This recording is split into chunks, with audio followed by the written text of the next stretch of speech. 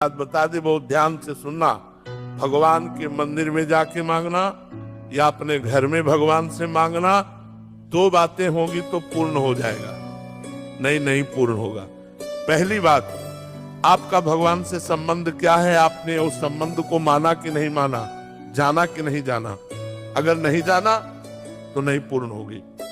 दूसरी बात, आपका अनुष्ठान क्या है, आपका भजन क्या है, आपका साधन क्या है। साधना नहीं, संबंध नहीं, तो भगवान से इससे मांगो बिल्कुल नहीं सुनेंगे।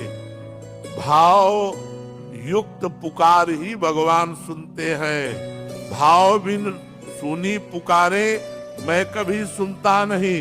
भाव पूरित टेर ही करती मुझे लाचार है। भाव का भूखा हूं मैं और भाव ही एक सार है। अगर भाव नहीं है, हे भगवान हमारा काम कर दो, तुम्हारे नौकर है भगवान, तुम्हारे कर्जदार है भगवान, तुमने जो कर्म किया उसको भोग। अगर भगवान से संबंध है, मेरे प्रभु मित्र है, मेरे प्रभु स्वामी है, मेरे प्रीतम है, तो हम उनसे कह सकते हैं यार सुनो बड़ी समस्या है, आपका ही दिया हुआ परिवार है, कुछ करो ना जुगाड़, तुम्हारे लिए तो कोई कवि है नहीं, अखिल कोटि ब्रह्मांडों के ईश्वर हो, यार हमारी बात बन जाएगी, तुम्हारा कुछ जाएगा नहीं, कृपा करो। ये प्यार से, हमारे दोस्त हैं तो हम दोस्ती की तरह बात करते हैं, स्वामी है तो स्वामी की तरह बात करते हैं, पिता है तो पिता की तरह बात करते हैं, पुत्र है तो पुत्र की तरह बात करते हैं।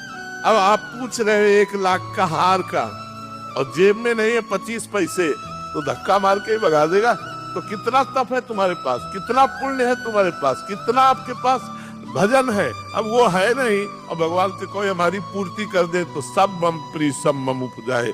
संपूर्ण सृष्टि भगवान की है और विधान रख दिया है, अवश्य में वो भोक्तव्यम कृतम कर्म शुभाशुभम। जो तुम पाप और पुण्य करोगे उसका फल तुम्हें भोगना पड़ेगा। दुख या सुख तुम्हारे कर्म के अनुसार तुमको प्राप्त होगा। कर्म प्रधान विश्व रचि राखा और जो जस करे तास फल चाखा। हम आपको अंदर की बात